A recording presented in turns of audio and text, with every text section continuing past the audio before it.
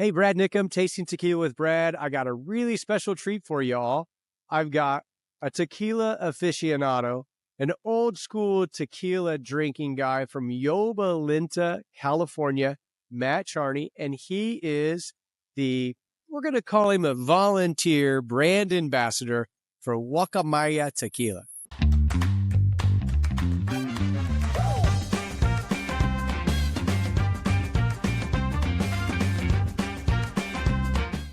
How you doing tonight, Matt? Outstanding, sir. Glad to be on with you tonight, man. And I Hi. love the pronunciation of Guacamaya. It is good, and I'll call it Guacamaya by slips, but yeah, the proper pronunciation is Guacamaya. So Well, tell me about your journey to tequila because I wow, follow you on your social medias. I read a lot of your reviews on Tequila Matchmaker, and I know that you have a deep knowledge, and I'm picking up a deep passion for well, agave spirits and I tequila. appreciate it. It goes way deep. It goes back to the Cuervo and Two Finger days when I was a teenager and didn't know any better. Back in Michigan, I grew up just south of Detroit, so I'm a Midwest boy. Um, thought 1800 was top shelf before I left and went off to the Marine Corps. Landed in California while I was in the Marine Corps, and actually, before I even had met my wife, I did sip some Patron uh, down in San Diego, and then I met her about 3 or 4 weeks later, and went down to Baja, tried to buy some Cuervo because I still hadn't known any better and wasn't trained, and she slapped my hand, and I ended up coming home with a bottle of Casadores for Mm, $7 for a liter. 1993 or something, yeah, exchange rate was fantastic. like 20, like I don't know what it was something ridiculous because they just came out with the nuevo peso. It went from like 300 to 1 to 30 to 1 or something weird. Yeah. It was I can't remember what the numbers were, but it was something ridiculous. The math equations were nuts. And her family basically told me after that, you know mix blancos, shoot repos, and sip añejos. That was the old, and 100% agave, avoid the mixtos. And I learned what a Right. mixto was. That's all I needed to know back then. And the journey was long. It's been a lot of fun, a lot of bottles. I liked buying the cheap stuff that was good, the Cien Años and Vida de Romeros and Hornitos and all the salsa brands, and got into the good stuff, the Centenarios and what we thought was at that time back in the 90s they were, and the traditional stuff that all the grandpas drank and all the tios that drank around the house. We drank it all, and loved it. Started collecting somewhere in the late 90s after I got out of the Marine Corps and started, having a house and had a home bar. I started collecting and Reserva Familias and stuff from the late 90s. And my first Blanco I remember sipping was a Siete Leguas from 98 that a friend Mm. brought me from Guadalajara, from Guerrero Negro. As a matter of fact, he flew him from there because he worked for the Salt Flats. And, I've been sipping on that kind of stuff ever since. But I did take a little break and stopped buying tequila somewhere around 2010. I had a Mm. collection of about 50 bottles. Had some pretty good stuff. Had White Label El Tesoro, the Siete Leguas, Herradura Suprema, the bottle that I had, a few others, the old school stuff from that time frame, and didn't know what I had. It was just the tequila I had. Didn't collect like multiple bottles. I just would buy stuff, drink it. The original Cabo had the original Cabos and multiple things, and like I said, I stopped for a while, and somewhere around we moved. I built a new bar. All my tequila went in boxes, and it was in my pantry. And I would pull out a couple bottles and put them up on the fireplace, and I'd sip on it occasionally. I wasn't collecting, but I was just drinking this old school tequila. So for 10 years, I was drinking the '90s and early 2000s stuff that Mm. I had still savored, and there was probably a couple bottles from the early like 2010, 2012 timeframe, but that people had bought. And I built a new bar in 2020, finished the bar, started buying tequila to put in. It just went down to the local Total Wine. Oh, bought like a couple bottles here, a couple bottles there.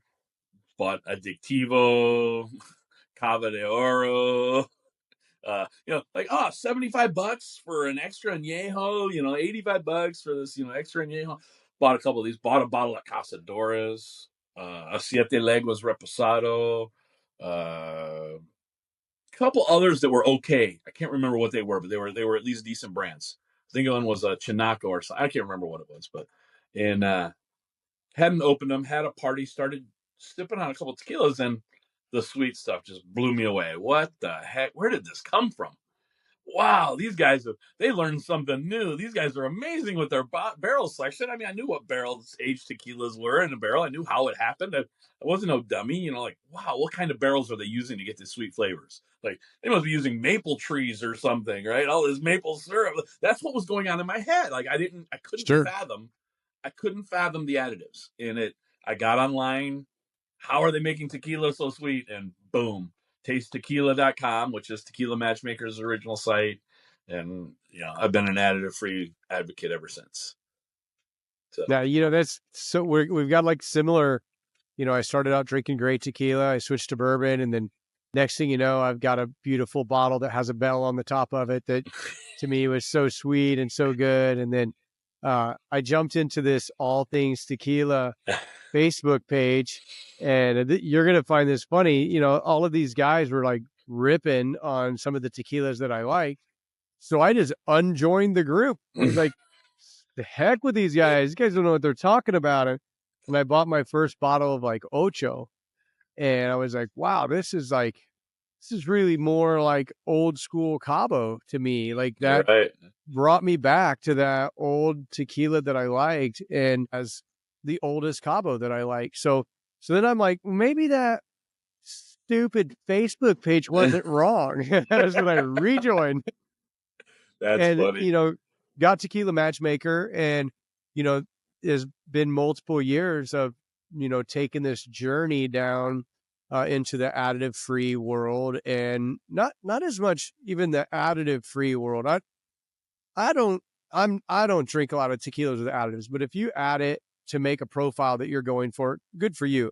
I just wish there was transparency, to that, so I knew. Right. I'm probably more of a guy that digs into that tradition of the brand and the story behind the brand. And it's all about the story. The story, the journey. I call it a tequila journey. I typically only drink flights. I'm never the guy to sit down at my house, at my bar, anyways. And even if I go out, typically, I'll never just sit and drink a bottle of tequila. At a party, we go to a gathering, and I take a bottle. Yeah, we'll drink that bottle of tequila. But other than that, it's the only time where I drink one. I want a flight. I want 4, 5, 7, 8 different tequilas every single time. I've trended towards the blancos and the high proofs as of late. In this last year of the journey or so, 6 months or more, as it's trended that way. And I think I was naturally trending that way as the high proof started to trend too. And I think they are a bit of a new trend, a new old trend, because they used to be high proofs back in the day, but things right. changed, and now it's been 40 40 40 for so long, and there have been just a few exceptions with the the Tapatios and the G4108s that have been mainstay high proofs, but now there's just so many. And Guacamaya, I don't think they came out like, oh, we have to have a high proof. I think they know tequila, and that's what they like to drink. Yeah, they just came out closer to that cask strength, less water, and keeping that agave forward flavor. Yeah. So let's get into a little story about them. So what are you drinking first? What are you drinking?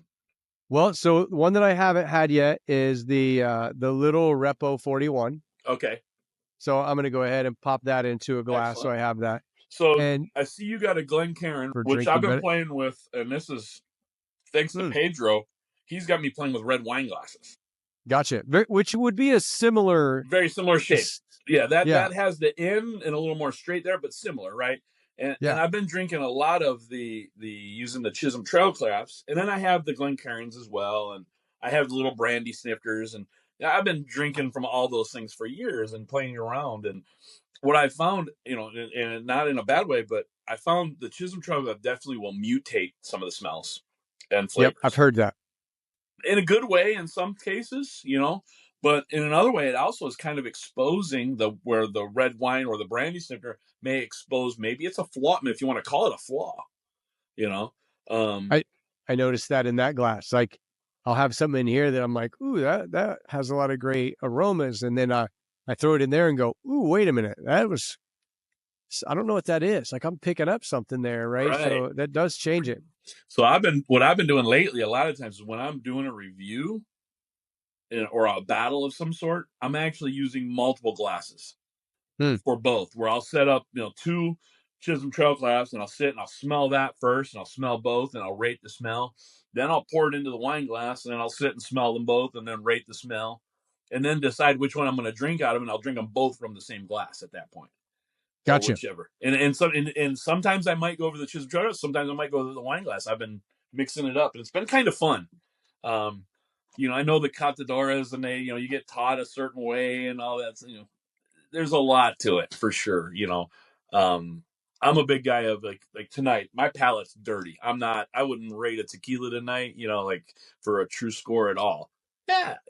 But in some of those days, like, oh, wait a minute, this tequila tastes great at this time. Like, when Right. you've had spicy food, a certain tequila is going to taste different than if you've had sweet food Right. Or earlier in the fish. day, or fish, or Yeah. whatever it is, right? The savors and the sweets and whatever has been on your palate earlier impacts how you're going to drink now. And you know, I laugh at all the people that get crazy about pairing. Oh, The Rock said eat dark chocolate with his candy, with his tequila or something. Like a while back. Well, hell yeah, there's nothing wrong with that. I love having tequila and dessert together. Right. There's certain ones, especially what you're sipping on right there. That Repo, I think that's a great one to sip on with a dessert. All right. So I got a couple questions for you. All right. So the first thing I want to know about, Yep. because I think it's beautiful, and I'm sure there's a story behind this logo and this very beautiful bird that is located on it. So do you know what this represents and how they Well, came up with it? I had that same very question and asked that same question because of the story, wanting to know the story right behind the name. A lot of times the name is there, right? We'll get to the glorious parts of the story later, apparently, because this isn't. That was the seventh or eighth name that they submitted to get trademarked, and it got approved. Right. And their I've heard amazing that. marketing team, after getting the name approved, this is what they put together.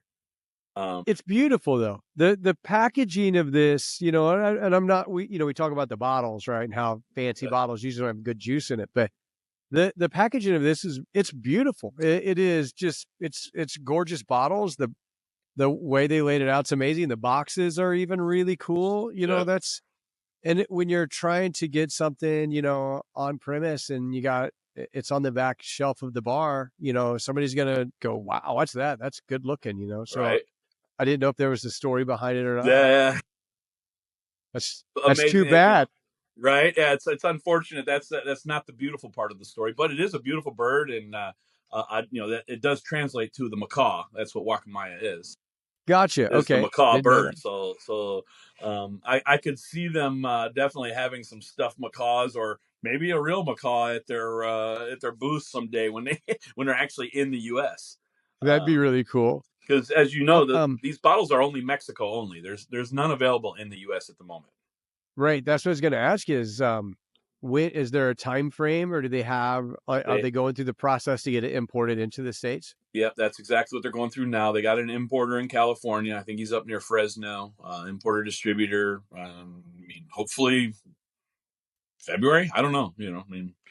Okay. They're making tequila. They got to go through all the approvals for CRT. They don't have anything boxed and labeled or anything ready. That they had 300 pallets of tequila, boxed like you see it right there, labeled Yep. slightly different. The label was not the same. It actually had 100% additive free on the label. Yep. That's gone. Well, yeah, it is now. But they approved them, so you notice it's on the box, right? Yes. All 300 pallets have that on the box. Hmm. But they came back 3 days after approving, or two, I don't know what the exact story is, but a couple days after approving the labels that said additive free, and they went and had them all printed, all those bottles, and they came back and said, nope, they canceled it on them, and they had to take all those labels off and relabel all 300 pallets. So I don't know what the exact mix is of Blanco, Repo, and Añejo. The Añejo sold out almost immediately. Awesome. They put the Añejo out there. It's in Mexico, but there's none in Baja. I Wow. have about 200 milliliters left, and I won't even share that with anybody until I get more. Sure. It's a So 30-month añejo. It's really good. They're getting it all out there, and they're selling in Mexico only first, which is different than all other brands. yeah, it's very Everybody's like, interesting. okay, get the money, hit the big market. U.S. is 70% of the world market of tequila. Go to California, Texas, or New York. Start there. He Yeah, said, no, I'm a that's right. Mexican. I'm a Mexican company. I'm a Mexican owner. I'm starting in Mexico first. That's awesome. They So are Nam 1621, right? is where this one's made at. Yep, that's just Okay. Casa Macias. And is there a lot of brands coming out of there, or is it No, just a few brands? there's no pedigree coming out of there. So that's where they're a little different. Where they come from is their pedigree is agave. Okay. Montini Brands has been agave farmers for 3 generations. Okay. They are the 5th largest grower of agave in all of Mexico. Wow. And are they growing all in Jalisco? Everywhere. Okay. In all the tequila regions, allowable regions. They have properties. Fantastic. They have enough properties. They have properties all over. Being the 5th largest, they got property. I don't know what I can't read. Pedro could spout off the numbers of millions of liters and whatever they could do annually. It's something insane.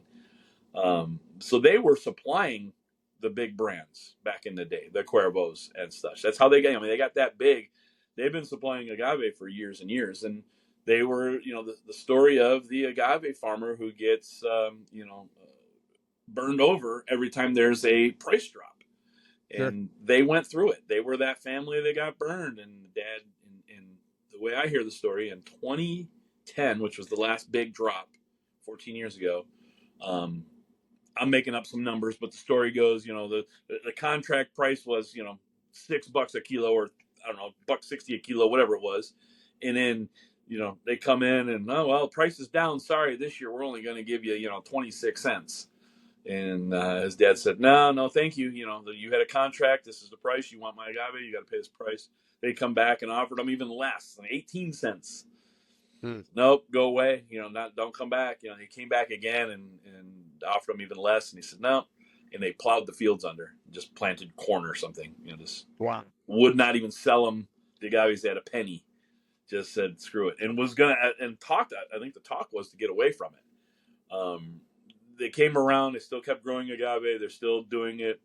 About 7 to 10 years ago, they decided. I think about 7 years ago. So they decided, you know what? Let's just stop. They got back into the tequila game. They were making bulk. Okay. So, and you know how bulk works. I mean, a lot of the brands that are out there get bulk shipped in. They mix it with their stuff and then put their label on it, and they don't have to tell anybody. Right. It's legal. CRT approves it. They've been making bulk for all the big brands. Wow. A lot of brands, even he says some of the profiles that we enjoy can't. I mean, it's there's NDAs, so can't. Maybe he's bullshitting me, maybe he's not. I don't think so. I think it's real. Considering as much agave as they have. But if you think there's another great tequila that comes from the same story, 1146 wouldn't be what it is today if Ernesto's father wouldn't have, backed down and sold Cuervo the tequila, the agaves at a cheaper price. And, the story is he asked his dad, why'd you do that? And he said, well, the customer is always in charge. And he said, I'm never having that happen to me, so that created, Nam 1146, which, gosh, I mean, that's another set of great tequilas, from that adversity.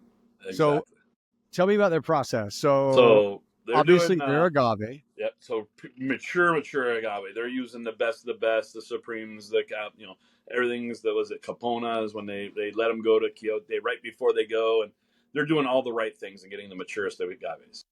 And cutting them in half, removing the cogolla before cooking. Doing the whole thing. They do 50% autoclave. Okay. In a high pressure. High pressure, okay. And 50%. Well, and what is high pressure versus low pressure? At what point? I don't know the exact number. So, I mean, it's capable of high pressure machine, but what they're actually cooking at and how long, I don't know. You got to talk to the masters on that, right? They'll get into the detail. But the other 50% is Horno, Okay. Stone and then For maceration, they use it in a roller mill? I think it's I believe it's a roller mill. You know, I don't really get that caught up into the maceration too much. If they're using, you know, an Orno to cook, you know, as long as they're not using some form of diffusing operations, Right. a roller, a shredder, a Felipe, you know, Sure. customized whatever, right? And then the big one is their fermentation. They don't use any Okay. yeast. It's open So air, natural open air wild. fermentation.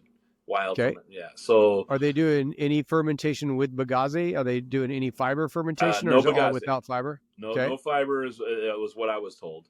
And there'll Okay. probably be more experimentations, but not in this line for sure. And they do have other product lines that will be coming out, other brands. Distillation, we talking copper pot? Are It's they a stainless with copper? stainless with copper Okay. coil. For both distillations? Yes. Fantastic. I believe, you know, yeah, I'd have to double check, but I believe so. I was told copper coil, so yeah, I would say and then both.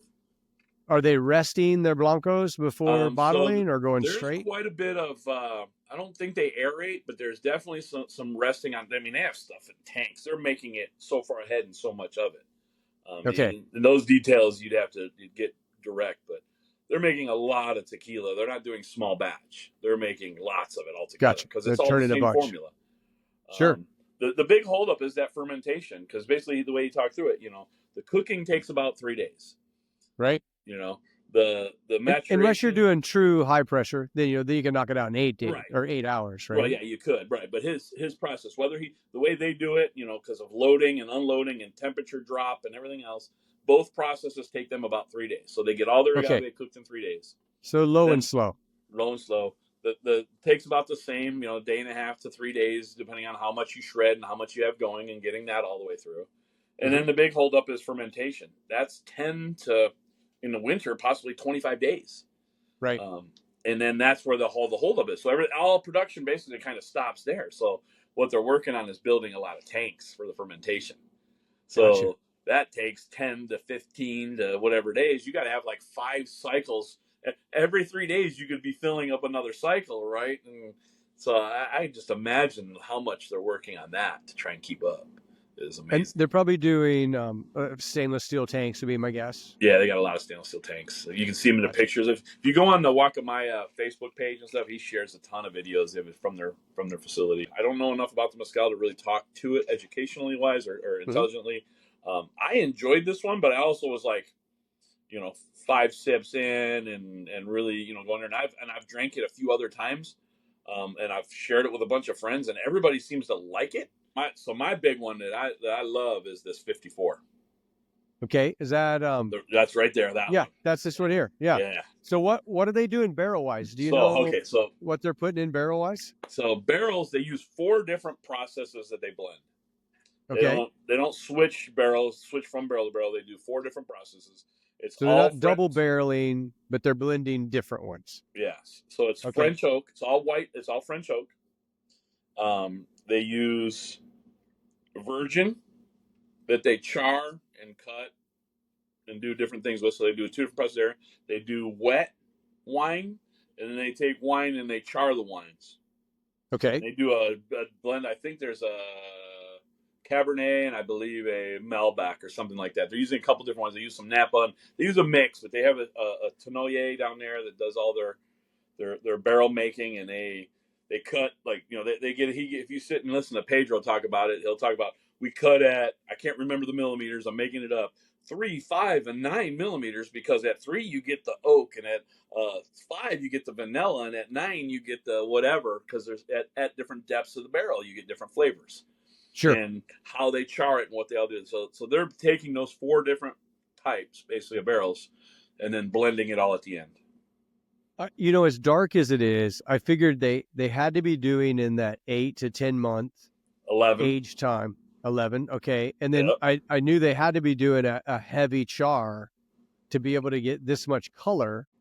And they had to have some virgin barrels to get that. I don't know how deep the char is, because he talked about char, but we didn't actually get into the depth. I didn't ask that question. We went, sat and talked with them so long, and this is exactly it. I'm kind of giving the preemptive and just supporting them and learning what I know about them, and getting his brand out there and supporting, because I love his story, and I love the idea that trying to, they're not trying to take on Cuervo, but as much tequila as I think they can produce, they're trying to do it a different way. They're doing That's it. awesome. They're doing it down in Mexico. They're doing all their own brands. They're slowly cutting off the stuff that they were doing in bulk and making it for their own brands now and putting it in their own bottles.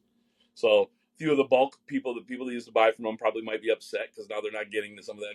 But whatever, it is what it is. And he's going to come out with a couple more tequila brands and mezcal brands, Awesome. out of other distilleries as well. I was picturing at least a level 4 char. And when you look at how they do it in the bourbon business, Right. you can't use a toasted barrel for it to be bourbon. It has to be Right. a char. Okay. And then, you have a 1, 2, 3, and 4. And that's just the depth of that char. So the more that you burn into that char of that barrel, the more that, spirit is going to then go Right. into and out of that barrel. And, when And you my think guess, of bourbon compared to tequila, we don't drink a Blanco in the bourbon world. Right. That's straight corn moonshine. Yep. So they're extracting all their flavor from the barrel. And I do get a little less like upfront agave forward Right. in this, but Yeah. that's because it's been in a barrel and obviously it's got a great aging to it. So, Yep. but I do like it. It's got a nice, how much you're going to get a lot less agave from the Cuervo or the Fulano Añejo, right. than you do from a Ocho Añejo. They're using those big. They're probably using those big 600-liter pipings or whatever those big ones are, and they're aging in those, and they're hardly getting any age. You're seeing so many, and it's like, I get it, and I appreciate them, but you're getting so many añejos that are like, you look at them like that ain't even a reposado color. Like, right. Well, I mean, and everybody says, "Oh, it's agave forward. It's great. I love it. It's an añejo." I'm like, I get it. If I want agave, I'm drinking my blancos.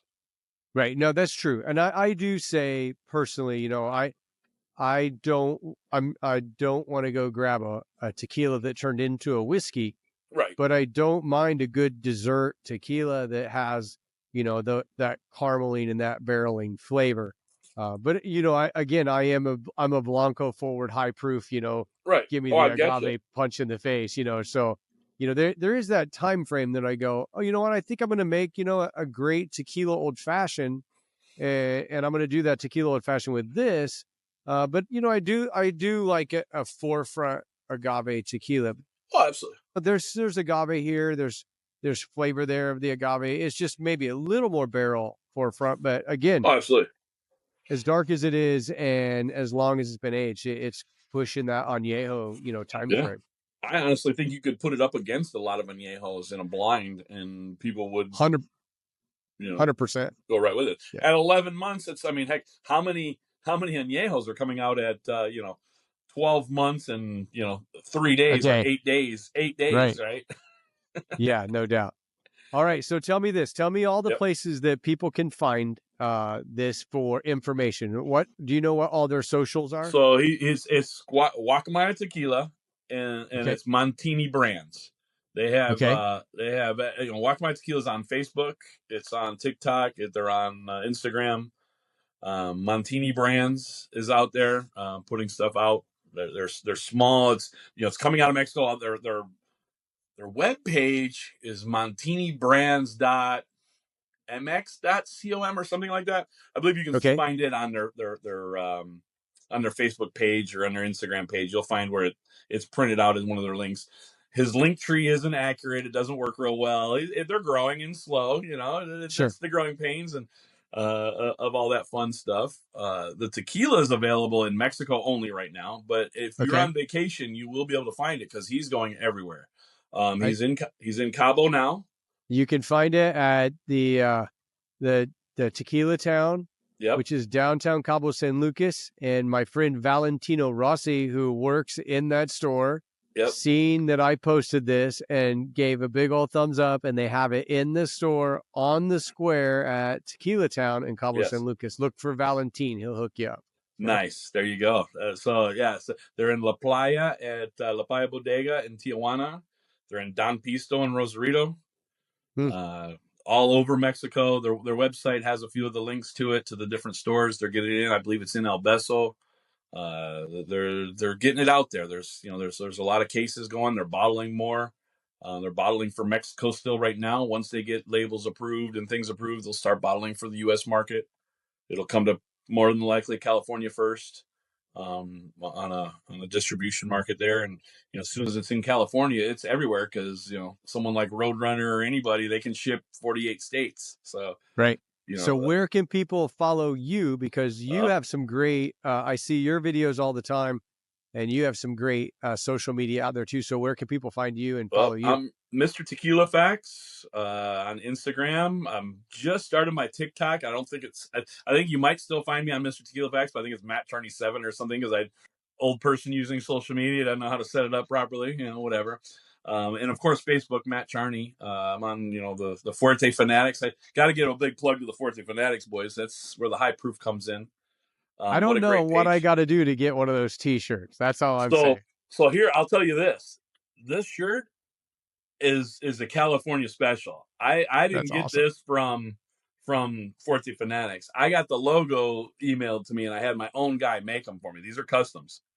So I I got may a have to do that. I got a coworker that that it has I can't remember. It's not a silk screen printer, but it's some other version. Whatever he does, it's a heat whatever, and he started playing with it, and it's just a hobby for him. He's not even trying to grow a business, and he's made a couple of shirts at work. He's wearing them in and talking about it, like, well, hey, why don't you make me one? And he made me one. They made me a couple on a couple of shirts, and I took them to Sabori Cultura in L.A., and I got it autographed by Salvador Chava, and Yeah. and I got it by Felipe Camarena on that day. And I was like, okay, so these are two master high proof distillers. Like, these are the guys. And then I was just at La Diosa Project, and I got Ileana Partida, Awesome. I got Ana Maria, Awesome. and I got another a young master distiller that, I'll be honest, I walked past their booth. I had no clue who they were. There was these two young girls sitting at a booth with uh, the names in the house, Dos Casas, or whatever it is. And I went over to my buddy Chris Cardenas from Cardenas Legacy, and I was talking to him, and we were BSing, and then I told him what I was doing, and the autographs I had already gotten. I was waiting for Anna. I hadn't gotten Anna Maria's yet, but I was waiting on it. And he's like, "Well, you should." I was like, "What other master distillers are here?" And he says, "Oh, Val." I'm like, "Who's Val?" And like, he points to her. I'm like, "Okay, what does she make?" He's like, "Well, that's her tequila." And I'm like, "Oh." And she saw it. She's like, "Well, how do I get to put my name on there?" I'm like, "Well, wait a minute. Do you make a high proof?" She's like, "Yeah, I have a high proof being made. It's not out yet, but I'm making one right now." I'm like, "Okay, sign away, girl." And send a bottle to this address. Yeah, well, we're talking. We'll get there when the high proof comes out. But yeah, what a great event. And I only want autographs when I'm in person. And there's two of them that I have. I have two of that shirt, and only two were made. Yeah, that's awesome. So I'm going to continue getting all the autographs on both of those. Eventually, maybe I'll hang one and maybe auction one off or something for a charity. There you go. Auction one off for a charity would be fantastic. Well, Matt, I really appreciate your time. I know you're super busy. I know you're coming to me from California, where it's probably like 6:30, and I'm coming you from Indiana, where us senior citizens, it's time to go to bed. I don't believe you, bro. I don't believe you. Oh, dude, I'm an early guy. Oh, are you? I go to bed early and I wake up early. Yeah. Okay. Yeah, I did see some early messages, I think, when we've chatted a couple of times, but I do that too. I get up at 5:30 in the morning almost every morning. Yeah. The Yeah. clock still I'm in goes the off. same boat. Yeah. At 6 o'clock, I'm sitting there looking at my social media, maybe responding some from the night before's messages or something, and sending something, and I'll get like, they're like, "What are you doing up already, man?" Because I'm always talking to the East Coast guys. Right. Yeah, I get that too. So I want to say thanks. Thanks for the tequila. I really appreciate that. Thanks for all the work that you're doing, spreading the good word. And, I really appreciate your knowledge. And I definitely appreciate you taking your time out to do this. I think it's No, awesome. And let's do it again. Let's talk some more, man. It's fun. I can talk tequila for days and days, man. It's fun and enjoyable, and I love how it connects us. I mean, it really is. It's about bringing us together, and it's about the journey more than anything. And I've met. I mean, I haven't. I have enough friends, but I get so many more friends with tequila. I mean, having tequila, around always makes it more fun. But no, seriously, it's like it's the happy juice, and it really is. It is the I think it's the spirit of unity. I totally agree with you. I have a lot of friends that are tired of me talking about tequila. So I love having friends that don't care that I'm talking about tequila the whole time. Hey, and I can even shut up and listen to someone else talk. That's what my wife doesn't believe me. My wife doesn't believe that I can get on these things and actually share a conversation because she thinks I'm just going to talk over everybody and talk tequila the only time. Yeah, my wife probably feels the same way. And my wife's a little bit of a tequila fan. My Okay. wife's a big history fan, so we had a great time in tequila back in August. We went to Fortaleza, we went to Rete, we stayed at Casacelas, we went to El Tequilino. We went to Cascahuín and El Renal. We had this great amazing time. And here's the craziest thing that happened. So we go to Cabo a lot, and we were invited to Jorge Cuervo's Cuervo House, which is in San Jose del Cabo. He's ninth generation Jose Cuervo, so great Right. grandpa, and he does a tequila tasting, and he literally goes over everything about tequila and how tequila is made and what is good tequila. We're in downtown Tequila. We just left the old municipality building, which is a great restaurant, and we left there after this great meal, and we're walking, and Tony's like, does that guy look familiar to you? And I was like, he does. And we kept walking. We walked back around, and we walked past this building, and the same guy was in there again. Now he's having breakfast with his family. And I recognized one of his boys because they were at the tasting we were at his restaurant. So I stepped inside and I said, excuse me, sir, do you speak English? And he goes, hey, I know you. It was Jorge Cuervo. He was in town visiting family. He's getting ready to launch his own tequila. Okay. And he's like, what are you doing today? I told him we were going to Fortaleza, in an hour. And he's like, oh, let me reach out to Guillermo and send him a message and let him know you're coming. And then he's like, he's not in town today. He just told me to wish you a great time, and maybe he'll see you next time. And I thought, how do you fly, 2,000 miles, and somebody else flies 2,000 miles, and you run into them on the square in the town of Tequila? That's how this tequila thing works. It's Oh amazing. yeah. Yeah, for sure, man. For sure. I love it. And, I mean, we're in the hub here in LA with, so much great stuff going on. But I'll tell you, you got to be at Sabori Cultura in Chicago. Okay. They're talking about that event. Pyro Lou's putting it on. He's on Instagram, Sabori Cultura events. Do And you know when it is? I believe it's May 30th. He's already announced it. They're Okay. 99% booked. They have two facilities. They're both open for that date, so that's the date.